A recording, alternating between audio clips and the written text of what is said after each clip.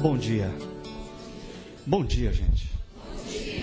É bom estar de volta na comunidade, depois que no último final de semana eu me ausentei juntamente com a Sônia, para nós comemorarmos nosso 23º ano de casamento, né? Nós tivemos a oportunidade de voltar para a mesma cidade que nós passamos a nossa lua de mel. Nós não tínhamos voltado para Natal, Rio Grande do Norte, nesses 23 anos, e foi um tempo muito bom de celebração, e eu acho que é uma extensão da nossa prática do que nós havíamos estudado há 2 finais de semana atrás, da importância de nós valorizarmos os nossos relacionamentos. E nessa dinâmica que nós temos sido desafiados, a de dentro para fora, reorganizar as nossas vidas, nós precisamos reestabelecer as prioridades na lógica de Deus.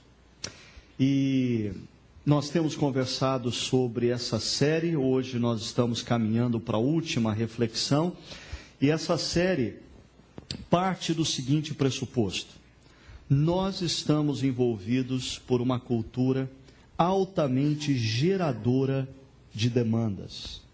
Eu afirmei isso e volto a repetir. Eu creio firmemente que nenhuma sociedade humana, homens e mulheres, nunca na história, estiveram envolvidos por uma cultura tão geradora de demandas.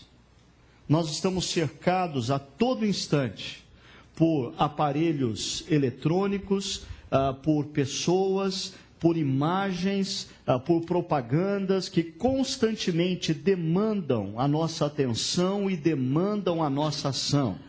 Isso é sobre-humano, Tá? E como consequência disso, nós podemos olhar ao nosso redor e perceber agendas caóticas, valores invertidos, crianças sem limites, pais estressados, casamentos quebrados, pessoas frustradas, entre tantas outras coisas decorrentes dessa cultura geradora de demandas. Por isso nós temos incentivado você e a todos que estão ao seu redor a refletirem sobre essa pergunta: quem determinará os rumos de nossas vidas? As demandas da cultura que nos envolve, ou os valores de Deus em nossos corações? Porque a sua resposta a essa pergunta vai fazer toda a diferença nos próximos anos da sua vida. A sua resposta a essa pergunta fará total diferença nos próximos anos da sua vida.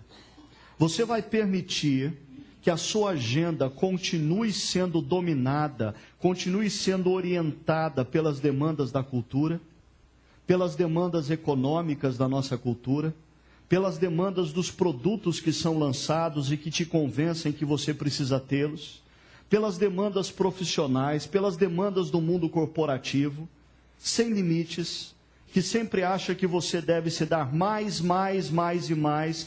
Quem vai controlar a sua vida nos próximos anos? As demandas da cultura ou os valores de Deus? Se a sua opção é pela segunda, os valores de Deus, então nós somos desafiados também a um realinhamento. Primeiro, um realinhamento dos valores de Deus aos valores do nosso coração. Porque existem pessoas que confundem grandemente religiosidade com genuína espiritualidade. Gente religiosa frequenta a igreja, gente religiosa lê a Bíblia, gente religiosa faz oração, gente religiosa diz amar a Deus, gente religiosa diz acreditar em Jesus, mas nas suas vidas, os valores bíblicos, os valores de Deus não estão inseridos em seus corações. E em decorrência disso, esses valores não permeiam, não influenciam as suas agendas. Ao longo da vida eu já conheci inúmeros empresários, inúmeros advogados, inúmeros médicos, inúmeros professores, inúmeras pessoas que nas suas igrejas eram regentes de coral, presbíteros, diáconos, professores de adolescentes, mas no dia a dia, os valores de Deus não estavam nas suas vidas. Eles não amavam suas esposas como Cristo amou a igreja, ou elas, no caso, as esposas não se submetiam aos seus maridos como a Cristo, os seus funcionários não os reconheciam como homens de Deus, os seus patrões não os viam como funcionários excelentes. Então existe alguma coisa errada. Se nós queremos que os valores de Deus orientem as nossas vidas, nós precisamos urgentemente realinhar os valores de Deus aos valores do nosso coração e os valores do nosso coração às nossas agendas. Porque não adianta a gente dizer que a nossa esposa é uma prioridade para nós. A nossa agenda revela se ela é ou não uma prioridade para nós. Não adianta você dizer que o seu filho é uma prioridade para você. A sua agenda revela se o seu filho é uma prioridade ou não para você. Então nós precisamos passar por esse realinhamento e nós fomos desafiados a novas atitudes. Por quê? Porque o que muda o futuro das nossas vidas não são boas intenções, o que muda o futuro das nossas vidas não são tremendos insights, o que muda o futuro das nossas vidas são atitudes. É uma nova atitude para com a vida, uma nova atitude para com a gente, uma nova atitude para com o nosso meio. Você pode passar 20, 30, 40 anos tentando entender o seu passado e tendo tremendos insights sobre a sua história. Isso não vai fazer diferença nenhuma na tua vida, na tua profissão, no teu casamento, porque o que muda a sua história são as atitudes que você tem em relação ao futuro. A compreensão do passado pode ajudar, mas se você ficar nisso, a sua vida vai continuar a mesma. Você pode terminar cada culto dessa igreja ou da sua igreja cheio de boas intenções. Cheio de boas intenções, mas se você não determinar aonde e como você vai mudar, a sua vida vai continuar a mesma. Por isso, primeiro nós falamos da importância de novas atitudes para com as nossas vidas. Se a vida é uma dádiva de Deus, se as 24 horas desse dia é uma bênção que Deus me dá, se os próximos 7 dias da semana é uma bênção que Deus me dá, eu preciso usar tudo isso com sabedoria, eu preciso usar tudo isso com gratidão, eu preciso usar tudo isso com mordomia, como um bom mordomo. Eu preciso cuidar do meu corpo, porque o meu corpo é uma dádiva de Deus. Eu preciso cuidar das minhas emoções, porque as minhas emoções são dadas por Deus. Eu preciso cuidar da minha vida pessoal, da minha família. Eu preciso controlar a minha agenda. Eu preciso assumir o controle a partir dos valores de Deus, de quem eu sou. Nós falamos também sobre a importância de nós termos novas atitudes para com os nossos relacionamentos. Porque essa cultura da demanda vai nos convidando constantemente a ir. Sempre é um pouco mais, sempre é um novo desafio, sempre é uma nova responsabilidade. Eu sempre digo que, conversando com os meus amigos inseridos no mundo corporativo, é muito comum ouvir constantemente deles a seguinte frase: não, os próximos 3 meses vão ser um pouquinho atribulados, mas passado esses projetos tudo se resolve. Só que eu escuto isso há 3 anos, há 30 anos. E nesse processo da gente ir, nós vamos deixando para trás relacionamentos valiosos. Nós vamos deixando para trás relacionamentos preciosos. Nós falamos de uma nova atitude também para com o próximo. Vocês foram desafiados no último final de semana a refletir sobre a sua responsabilidade para com aquele que sofre, a sua responsabilidade, a minha responsabilidade, a nossa responsabilidade para com aqueles que não tiveram os mesmos privilégios que Deus nos deu. Por que Deus deu privilégios a mim e talvez não tenha dado a outras pessoas? Para que eu viva bem e ele viva mal? Não. Para que Entenda que parte dos privilégios que Deus me deu, Ele não deu para mim mesmo, Ele me deu para que eu fosse um bom mordomo e administrasse para o bem-estar do próximo. Parte do que eu tenho sob o meu controle, Deus não deu para o meu benefício, Deus deu para eu administrar para o bem-estar comum. Parte da influência que Deus me deu,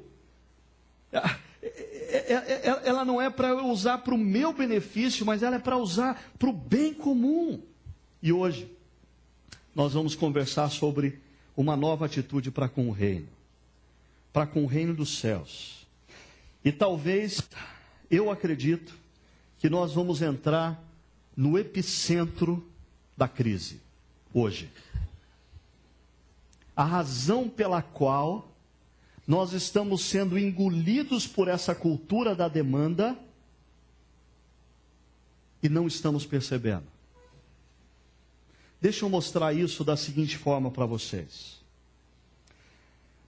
Quais são os pressupostos da cultura que nos cerca? Você que está acostumado a caminhar com a gente aqui na chácara, você deve perceber que eu gosto de levantar sempre essa coisa dos pressupostos. Por quê? Porque na correria da vida, essa cultura da demanda faz com que nós todos nos tornemos maratonistas, mas correndo uma maratona no ritmo de corrida de 100 metros rasos. E aí nós vamos engolindo as coisas sem analisar quais são os pressupostos por detrás delas. E quais são os pressupostos por detrás dessa cultura da demanda? Primeiro, o universo é fruto do acaso. O universo teve início numa grande explosão cósmica. E não tinha ninguém por detrás dessa explosão. Ainda, o protagonista principal da história se tornou o ser humano. Uma espécie de primata que conseguiu ficar em pé e desenvolver ferramentas, e agora é o centro da história. O que ele fizer determina os rumos, quer a destruição do planeta, quer o sucesso da sociedade. Ainda, o propósito principal da vida é a felicidade pessoal. Então, todos estão altamente comprometidos com o propósito, a sua própria felicidade pessoal. Até mesmo quando nós fazemos acordos coletivos, até mesmo quando nós assinamos contratos sociais, no fundo, nós estamos pensando tão somente numa coisa: a felicidade pessoal. A ética, seja ela pessoal ou social, ela é uma questão de conveniência. Ela é uma questão de... A ética é relativa. A ética varia de tempos em tempos. Se nós estamos em paz, a ética é uma. Se nós estamos em guerra, a ética é outra. Se nós somos empregados, a ética é uma. Se nós somos os patrões, a ética é outra. Esse é o pressuposto. E ainda, pessoas inseridas nessa cultura olham para o meio ambiente, para a própria sociedade, homens e mulheres à sua volta, e entendem tudo isso como matéria-prima. Matéria-prima da sua realização pessoal. O meio ambiente é matéria-prima para eu buscar minha felicidade. Homens e mulheres ao meu redor, matéria-prima para eu buscar a minha felicidade. E com tudo isso, o que a gente está fazendo?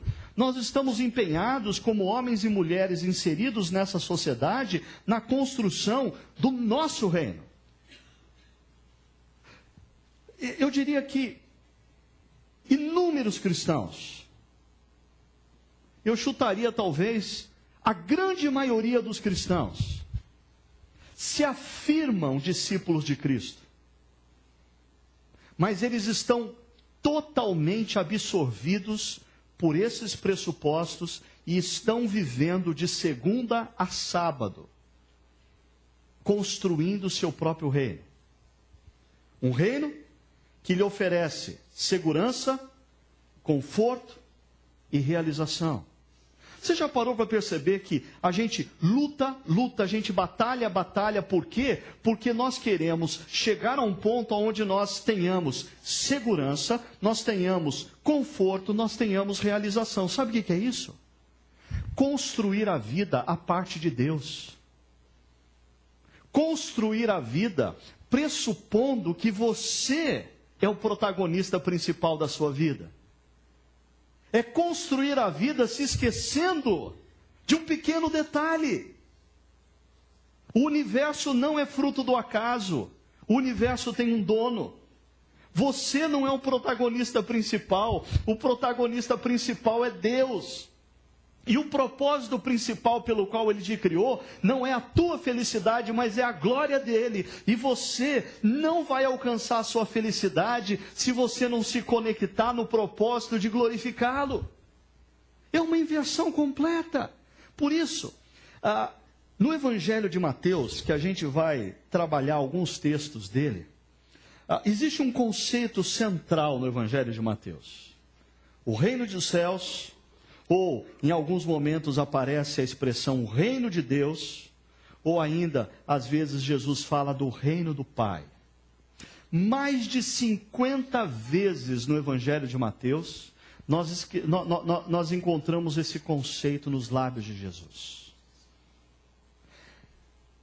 A Sônia leu para a gente, já já a gente vai voltar ao texto. O ministério de Jesus começa com as seguintes palavras: arrependei-vos, porque o reino de Deus está próximo. Quando Jesus anuncia o reino de Deus, o anúncio do reino de Deus é um confronto. O anúncio do reino de Deus é um confronto a mim e a você. Porque, vamos ser honestos, nós estamos vivendo, construindo o nosso próprio reino. No fundo, nós estamos dando o melhor do que nós somos, o melhor do que nós temos, e a lógica da vida consiste em a gente administrar tudo, para a gente construir o nosso próprio reino. E aí Jesus entra na história e diz assim: você precisa se arrepender. Você precisa se arrepender. E aqui, eu entro na primeira parte da nossa reflexão. Uma nova atitude para com o reino dos céus tem como ponto de partida o arrependimento. Porque as primeiras palavras que saem dos lábios de Jesus no Evangelho de Mateus, no seu ministério, são essas. Daí em diante, Jesus começou a pregar. E o que ele começou a pregar? Arrependam-se, pois o reino dos céus está próximo. Eu vou falar de alguns equívocos na maneira como muitas vezes igrejas anunciam os ensinamentos de Jesus. E um deles que eu vou dizer é acerca do reducionismo que a maioria dos cristãos compreendem o desafio de se arrependerem. Porque a maioria dos cristãos, quando escutam essa palavra, você precisa se arrepender, pensa no seguinte: eu preciso me arrepender de algumas atitudes que eu tive na vida. Eu preciso me arrepender do que eu falei de fulano. Eu preciso me arrepender do que eu fiz para ciclano. Eu preciso me arrepender do sentimento que eu tive em relação a Beltrano.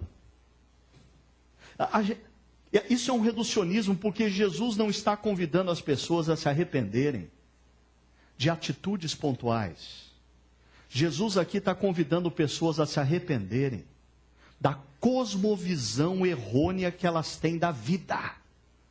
É um negócio muito maior.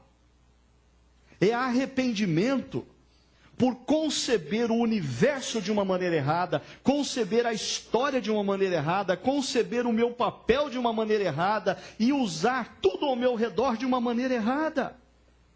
A palavra arrependimento, no grego, é a palavra metanoia, meta mais noia, mudança de mente, através da mente, transformação da mente, mudança de paradigma, é mudança de percepção da vida.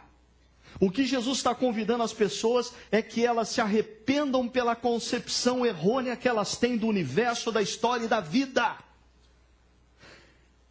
Talvez eu possa ajudar você a compreender o que é metanoia, o que é mudança de concepção da vida, através de um exemplo, um exemplo simples. É uma analogia, dá uma olhada nesse vídeo.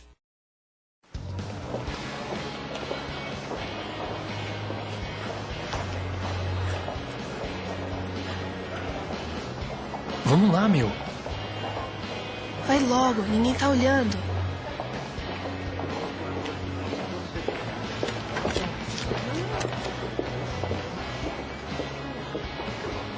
Tem que fazer se quiser andar com a gente. Eu quero saber o seguinte, o que você está pensando sobre esses 3 rapazes? E mais, eu queria que você parasse para pensar o seguinte, o que você faria se você pegasse uma adolescente loirinha como essa na sua loja? Dizendo para o amigo dela assim, vai logo, cara, faz logo, não tem ninguém olhando. Se quer andar com a gente, tem que fazer.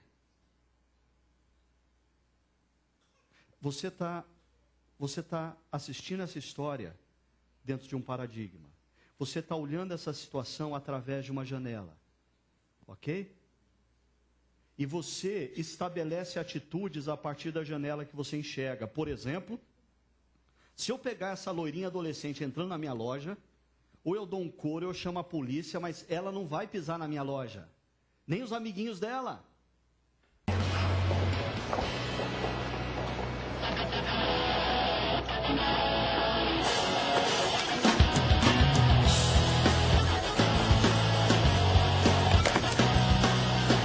O outro também.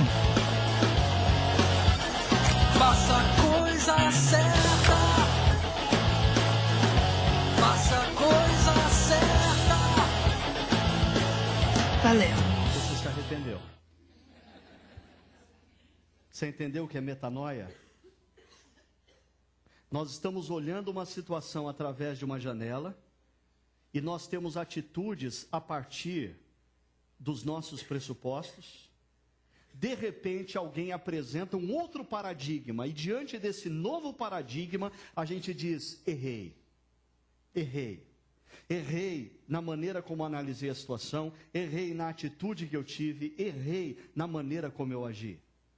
É isso que Jesus está fazendo quando ele anuncia a chegada do reino dos céus. Se esses são os pressupostos da nossa cultura, e se nós estamos envolvidos na construção do nosso próprio reino, Jesus diz, quando o reino dos céus chega, muda o seu paradigma, porque o universo não é fruto do acaso, o universo é fruto da criação de Deus. O protagonista principal não é o ser humano, é o Deus Criador. O propósito da vida não é a sua felicidade, mas é a glória de Deus. A ética não é relativa, a ética está baseada nos princípios de Deus, e a sociedade e o meio ambiente não é matéria-prima para a sua realização, coisa nenhuma, mas é o espaço para a sua missão, o espaço para você como embaixador de Deus, cuidar da natureza, o espaço para você como embaixador de Deus, cuidar da sociedade, o espaço para você como súdito do reino,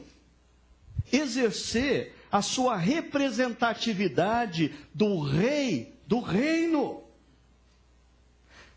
Por isso, mais uma vez, a mensagem de Jesus é muito simples, a gente só não consegue escutá-la. Quando Jesus entra na história e anuncia o reino, ele está dizendo o seguinte para a gente: vocês aí que estão concebendo o universo como fruto do acaso, vocês mesmos como protagonista principal da história, e usando tudo à sua volta para a busca da sua própria felicidade, eu entrei na história para dizer uma coisa: o universo tem dono. A história tem um protagonista. E você não tem o direito de usar tudo à sua volta para a sua felicidade. Porque o dono do universo não te deu esse direito. Você tem que se arrepender. Você tem que se arrepender de estar vivendo há 20, 30, 40, 50, 80 anos como um rebelde.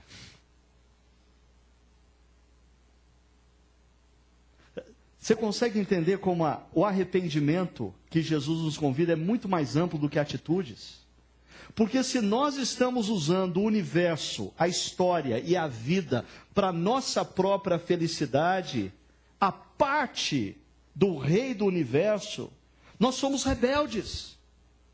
E Jesus entra na história para dizer: você e eu temos que nos arrepender. Esse é o ponto de partida para uma nova atitude para com o reino. A gente tem uma mudança de mente, uma mudança de paradigma, um arrependimento total e global. Mas, em segundo lugar, uma nova atitude para com o reino dos céus tem como consequência o compromisso.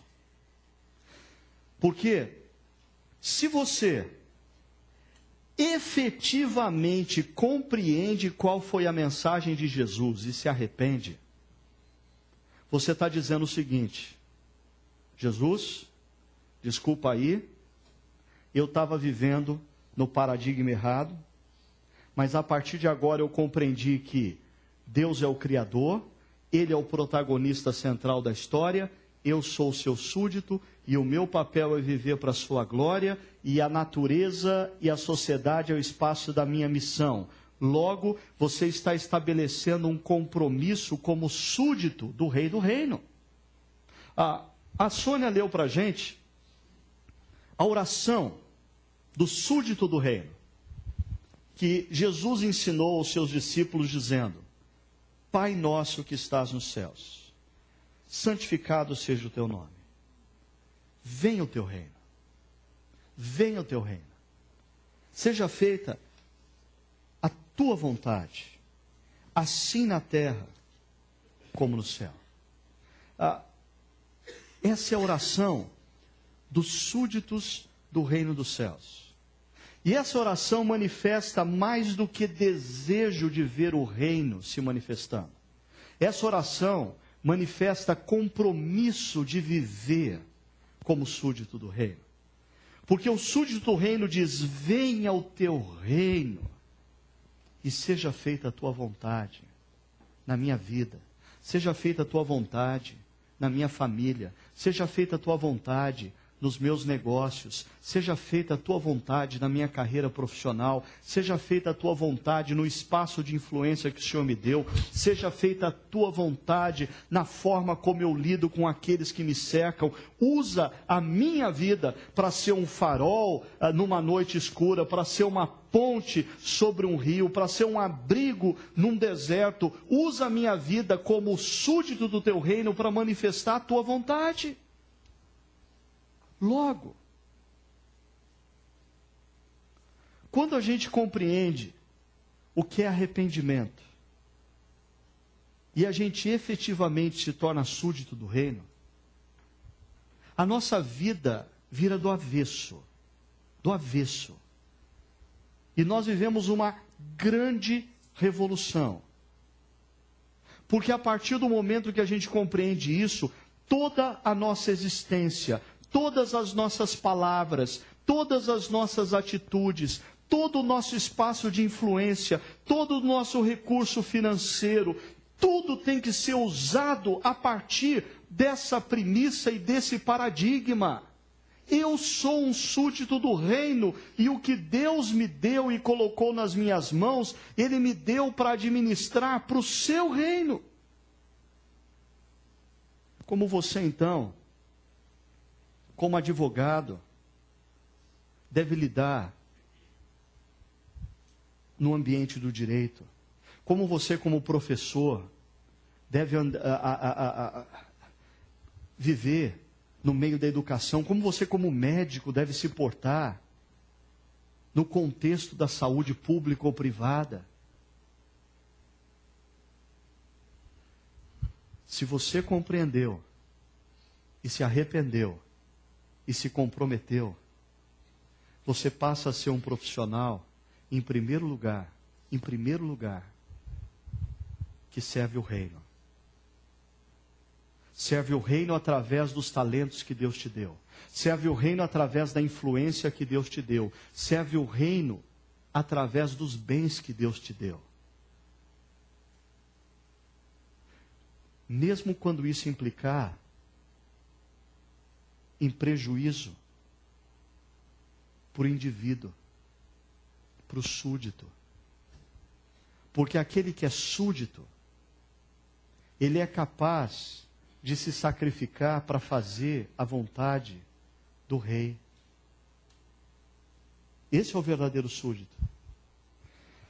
Eu me lembro sempre, quando eu falo sobre isso, de um amigo querido que partiu alguns anos atrás e que, assim como nós, tinha os seus defeitos e fragilidades, mas nessa área ele era um exemplo para a minha vida, porque ele havia herdado do pai uma empresa. E logo ele era o dono da empresa. Só que aquele amigo, conhecido como Bob, ele, no cartão de visita dele, estava escrito Robert Moon, vice-presidente. E aquilo chamava a atenção dos homens que faziam negócio com ele, das pessoas vinculadas a ele, porque eles sabiam que o Bob era o dono da empresa.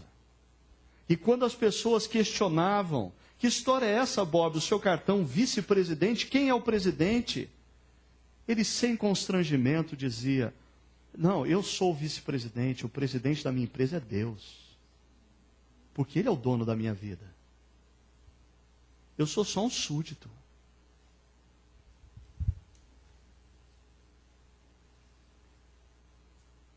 Isso muda a minha concepção de vida. Eu não estou aqui construindo o meu reino. Eu estou aqui construindo o reino de Deus. E aqui, quero explorar um outro equívoco na maneira como muitas igrejas anunciam o evangelho do reino. Não é só o arrependimento que tem uma visão reducionista, mas o compromisso de um cristão também é altamente reducionista, porque muitas igrejas anunciam o seguinte: Jesus, o Deus encarnado, entrou na história, morreu naquela cruz para pagar a sua dívida impagável, e se você crer que Ele é o próprio Deus encarnado e Ele morreu por você, você tem a vida eterna. Você quer? Quem não quer? Até quem não crê, quer. E aí sabe o que acontece? Um universo, um bando de cristãos que dizem ter a vida eterna, mas vivem na história como se a eternidade não existisse. Por quê? Eles não têm compromisso algum para com a história. Eles não compreenderam o outro lado do evangelho, porque quando Jesus, o Deus encarnado, entra na história para nos resgatar naquela cruz, a palavra resgate, Jesus está pagando o nosso resgate, e Ele está nos resgatando, não para que a gente viva na história a nossa própria vida, construindo o nosso próprio reino, mas se Ele está pagando o nosso resgate, Ele está comprando as nossas vidas para nós vivermos para o Seu reino, para nós sermos súditos do Seu reino. Logo, a eternidade é um fato, mas a história se torna o espaço da missão, aonde o súdito do reino olha para todas as situações e procura exercitar a vontade e a ética do rei do reino nas mais variadas situações da vida, procurando promover, guarda isso, procurando promover na maior intensidade possível os sinais do reino na sua vida, na sua família, na sua empresa, no seu espaço de trabalho, na sua área de atuação e assim por diante. Existe um pensador cristão que eu gosto de algumas coisas que ele escreve e diz, não gosto de outras e não concordo, chamado Brian McLaren, mas ele é um cara que eu tenho que dar a mão à palmatória, um pensador genial, e ele fala um pouquinho sobre isso, e nesse ponto aqui, com certeza eu concordo com ele. You know, a lot of us think that the purpose Jesus came was to try to help us get to heaven after we die. Well, I'd like to raise some serious questions about that based on the New Testament. I'd like to suggest Jesus didn't come here to tell us how to get to heaven after we die, primarily. He came to talk to us about how the kingdom of heaven can happen here on earth while we're here, and when our children and our grandchildren are here. Maybe what we should do is we should get Jesus to edit the Lord's Prayer. So we should edit the Lord's Prayer to sound more like the way we think. It should say, "Our Father who art in heaven, hallowed be thy name. May we go to heaven after we die. May we leave here and go to your kingdom in heaven, which is unlike earth, because there your will is done." But that's not what the Lord's Prayer says. It says, "May your kingdom come here. May your will be done down here on earth as it is in heaven." Very different understanding of what Jesus is about when we see his message centered on the kingdom. But what does that mean? What does the kingdom of God mean? Well, it changes the way you look at people who are different. You stop rich, look at the poor in a different way. The poor look at the rich in a different way. People look at people of other races and other religions in a different way. You can't look at someone of a different political party the same way and be faithful to the kingdom of God. The kingdom of God makes you look at creation in a different way. You look at the trees and the sky and the air and the water in a different way. This is now my Father's world. It's my Father's beautiful artwork it's not just natural resources for me to make a buck off of. If you're taking the kingdom of God seriously, you look at peace and reconciliation and conflict and war in a very different way. It's easy if you're in the kingdoms of this world to bomb people and kill people and throw them in prison and throw away the key. If you're part of the kingdom of God, you can't treat other people that way. You have to look at it from a new perspective, a new point of view, higher point of view. Jesus said things like, "If you give a cup of cold water to somebody in my name, if you see someone who's in prison and you go to visit them, if you see someone who's naked and you give them clothing, if you welcome a little child," you know, in those moments, God's will is being done on earth. Because God cares about that little child, and God cares about that forgotten person in prison. When somebody loves their enemy, they're living by the way of the kingdom. On the human level, people see an enemy and they hate them. You love your friends, you hate your enemies. But when people love their enemies, they're manifesting the kingdom of God. When rich people decide that they're not going to use their wealth and power to keep aggrandizing themselves and improving their own portfolio, but when they reach a point, they say, "Gosh, I have enough, and there are people in such need. Now I'm going to use my money and my time and my energy and my voice and my vote on behalf of people who are suffering and poor and oppressed and forgotten." At that point, I'm not just a citizen of this world. At that point, I'm acting as a citizen of God's kingdom. I'm living out the way and the teaching and the example of Jesus.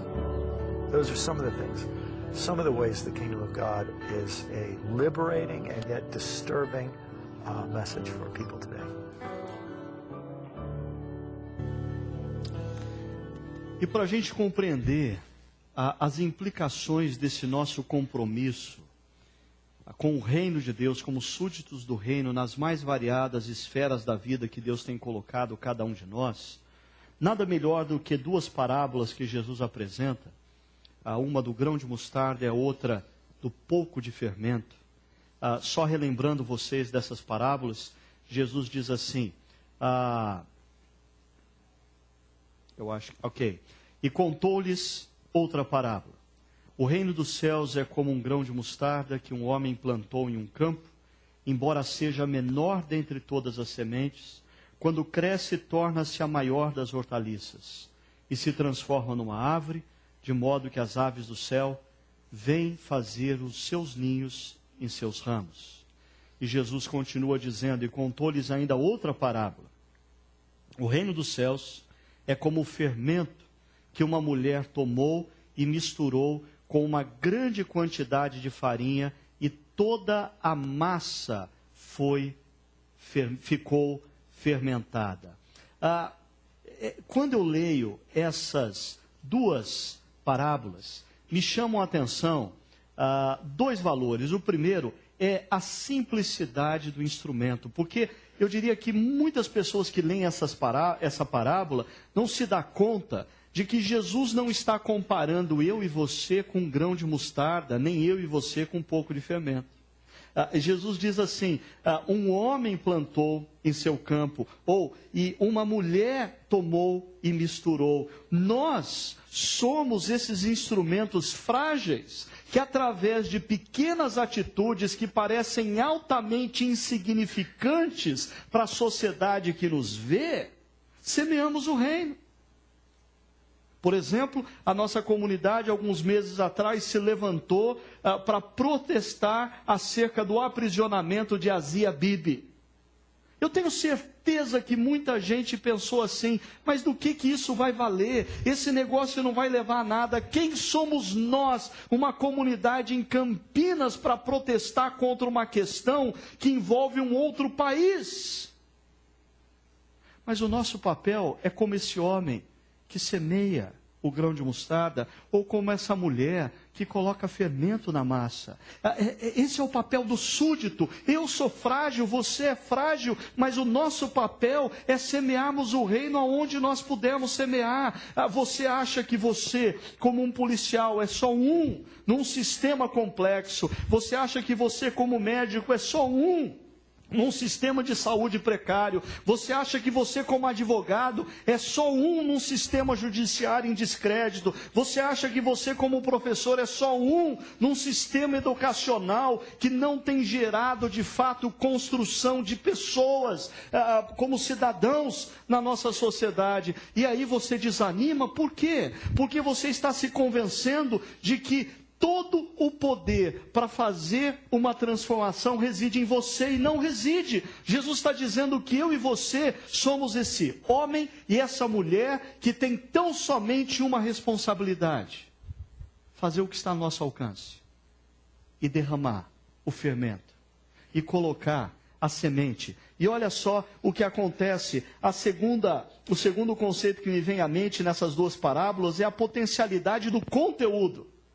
É o grão de mostarda que cresce para se tornar uma das maiores hortaliças, ou é o fermento que leveda toda a massa. Em outras palavras, nós somos frágeis, as nossas atitudes podem parecer insignificantes, mas quando você, com profunda consciência, como súdito do reino, semeia o reino aonde você se encontra, o reino tem o poder de transformar aquela situação, de levedar toda aquela massa, de mudar o ambiente aonde você se encontra. É como um menino que sabe tocar pouca coisa no piano, mas com atrevimento, ousadia, e eu diria até com um pouquinho de inconsequência, senta num piano diante de uma multidão. Deus é aquele pianista clássico com excelência que vem sutilmente por detrás de nós e toca a peça e corrige as nossas notas e faz da nossa ação uma ação brilhante. Mas nós continuamos sendo essa criança inconsequente que só tinha um pouco para oferecer. Você viu Tommy? Não estava contigo? Não. Alex! Tommy? Vai lá bem.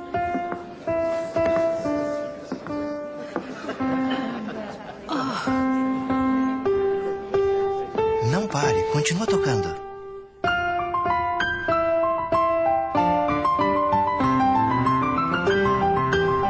Muito bem, esta é a melhor parte. Você fez isso?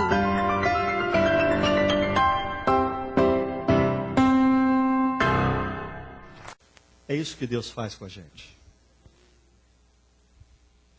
E que você, nas mais variadas esferas da sociedade, para onde Deus tem te enviado e te colocado, quando você se sentir tentado a se convencer com a fala do inimigo que diz, não adianta, você é só um, que você escute a voz de Deus dizendo ao seu ouvido, não pare, continue tocando. Não pare, continue tocando. E terminando a nossa reflexão nessa manhã, uma nova atitude para com o reino tem como convicção o cuidado. Porque Jesus também diz, busquem, pois, em primeiro lugar o reino de Deus e a sua justiça, e todas essas coisas lhes serão acrescentadas. Busquem em primeiro lugar, busquem em primazia. Tenha como foco central da sua vida essa verdade. Eu e você somos súditos.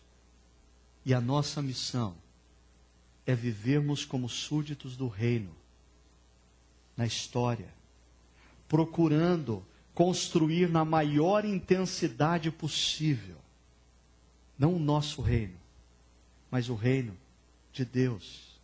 Isso implica nesse compromisso do reino e a sua justiça, a sua ética, os seus valores, os seus princípios.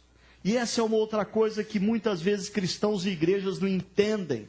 Mas o reino transcende a própria igreja. Em muitos lugares na sociedade existem ONGs, existem pessoas que não pertencem ao reino, mas estão se levantando e defendendo causas do reino.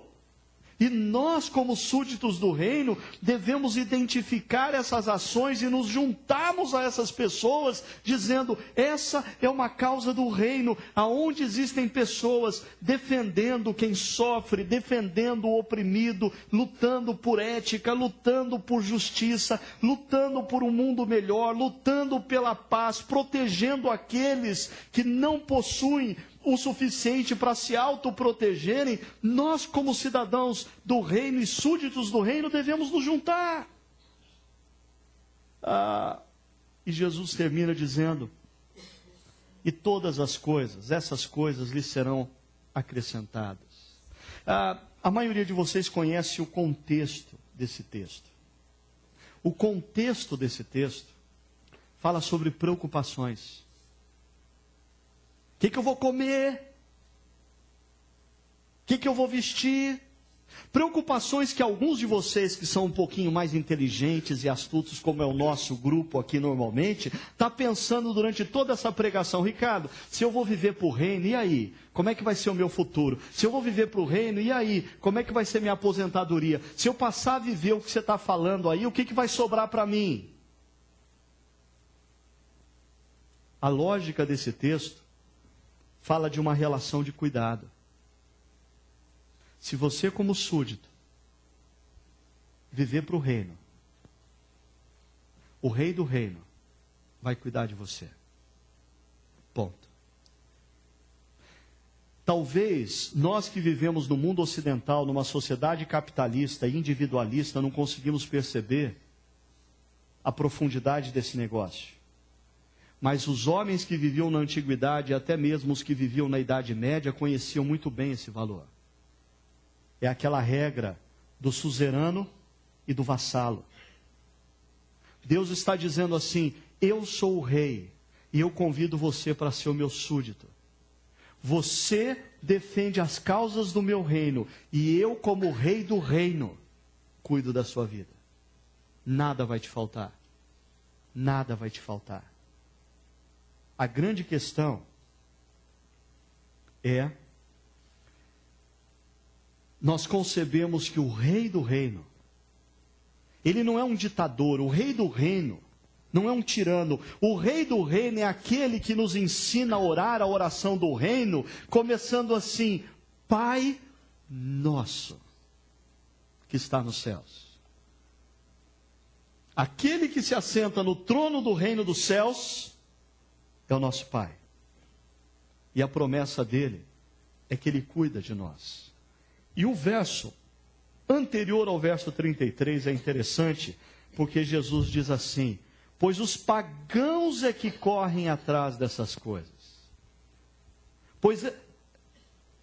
Os pagãos é que correm para construir seu próprio reino. Os pagãos é que estão preocupados em construir sua segurança futura. Os pagãos que estão preocupados em construir seu conforto. Os pagãos que estão preocupados em construir o seu próprio reino. Sabe por quê? Os pagãos, eles possuem uma concepção de deuses instáveis, deuses emocionalmente críticos, porque eles vira e mexe, eles acordam de mau humor e eles mandam um raio na cabeça do homem ou da mulher. Por isso eles precisam constantemente viverem ansiosos, gerando sacrifícios para agradar os deuses, e os deuses não cuidam deles. Por isso eles têm que se virar na terra, eles têm que cuidar de si mesmo, e além de tudo têm que ficar dando sacrifício aos deuses.